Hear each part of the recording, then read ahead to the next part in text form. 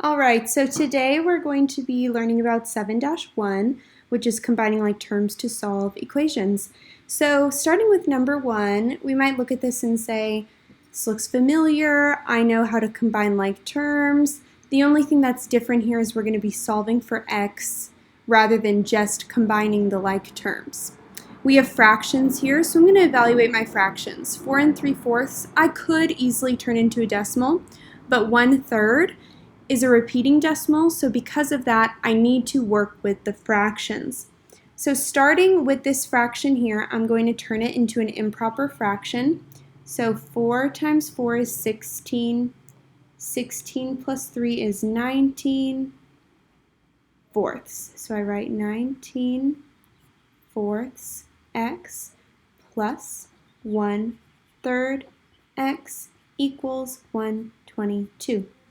Now I need a common denominator before I can add those fractions. So I'm going to use 12 as my common denominator. 4 times 3 is 12. 19 times 3, you can do that on your calculator, but it will give you 57. 3 times 4 is 12. 1 times 4 is 4.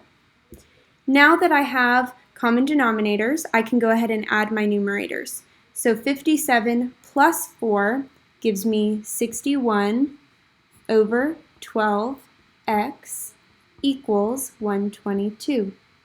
My last step is I need to get x by itself. I'm not going to divide by this fraction. I'm going to go ahead and multiply by the reciprocal.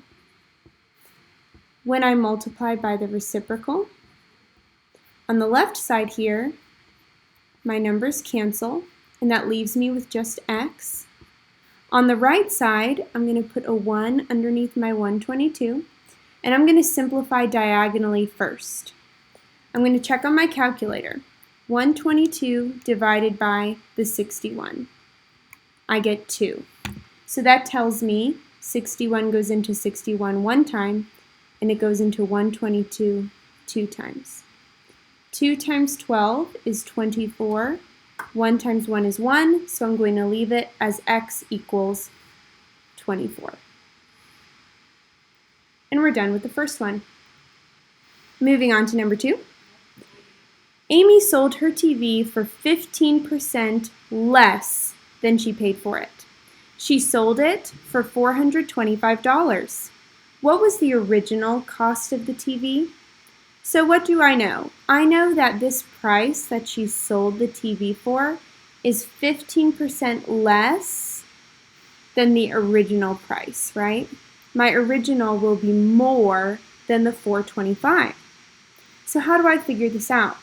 I need to start by writing an equation. I know that 15%, remember when I'm working with a percentage, I want to multiply by the decimal version of the percent.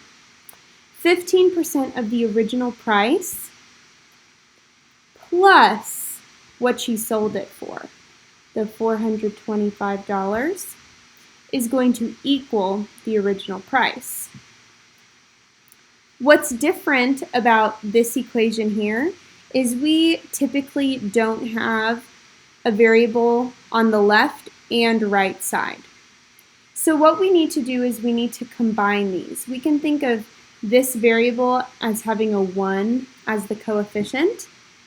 And so I'm going to start by subtracting 0.15p from both sides. These cancel, and I'm left with a positive 425 equals 1 minus 15 hundredths is 85 hundredths times p. Now I need to get p by itself, so my last step is I need to divide by 85 hundredths. When I do that, I get p by itself, and on my calculator, I need to do 425 divided by 0.85, and I get an even 500. So the original cost, $500.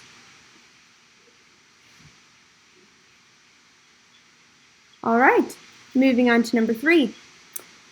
Number 3, I'm given a visual here, and it says write an equation, then solve. So what this visual is showing me is that 6x plus the 12x is equal to the 468. So I'm going to start by combining my like terms. 6x plus 12x is 18x equals the 468. I need to get x by itself, so I'm going to divide both sides by 18. The 18s cancel, and I'm left with x equals, on my calculator I'm going to do 468 divided by 18, and I get an even 26.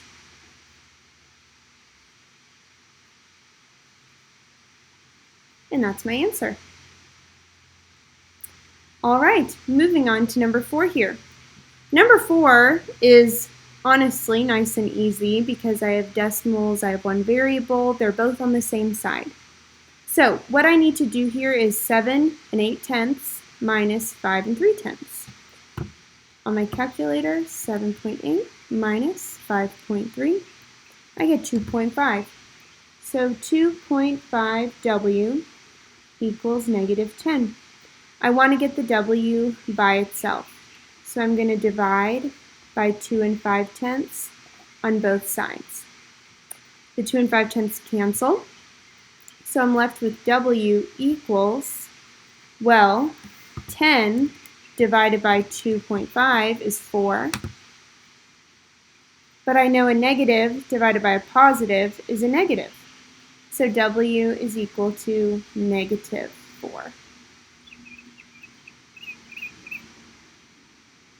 All right, moving on to our last one, number 5. Randall was putting together obstacle courses for kids at camp. He used 7 2/9. Above it, I'm going to write it as 7 2/9.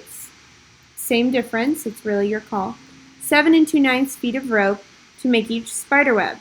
He used 10 2/3 feet of rope for each tug of war game. If he used 107 1/3 feet of rope, in total, how many courses did he put together?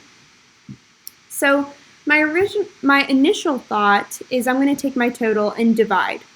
But I have 2 numbers here that I need to divide by. So what I need to do is first find the sum or the total of these 2 activities. Once I add them up, then I can divide. So I'm going to start by doing 7 2/9 plus 10 2/3. I notice that I have mixed numbers, but I also have different denominators. So I'm going to make this denominator 9. So how I'm going to do that is I'm going to keep this as 7 2/9, and I'm going to add 10. This I want to be 9. So 3 times 3 is 9, and 2 times 3 is 6. So 7 plus 10 is 17. 2 plus 6 is 8. And the 9 stays the same. So that's how much rope is required for those 2 activities, right? So now I'm going to do my 107 1/3, and that is going to be divided by the 17 8/9. I need to go ahead and make these improper fractions. So 3 times 107 is 321, plus 1 is 322 over 3. And then 9 times 17 is 153, plus 8 is 161 over 9.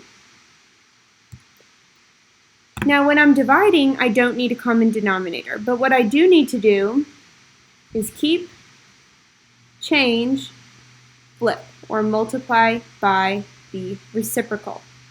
Now I'm going to simplify in advance. 3 goes into 3 one time, 3 goes into 9 3 times. Now I'm going to check and see if 161 goes into 322.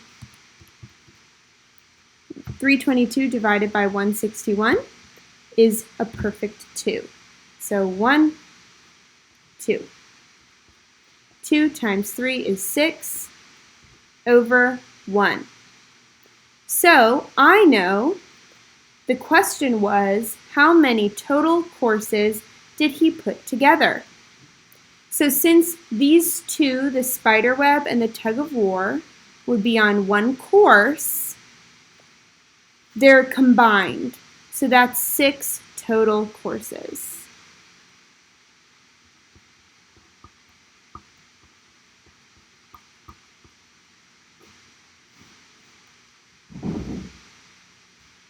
And we're done. If y'all have any questions, let me know. Look at the board to see what you are going to do next.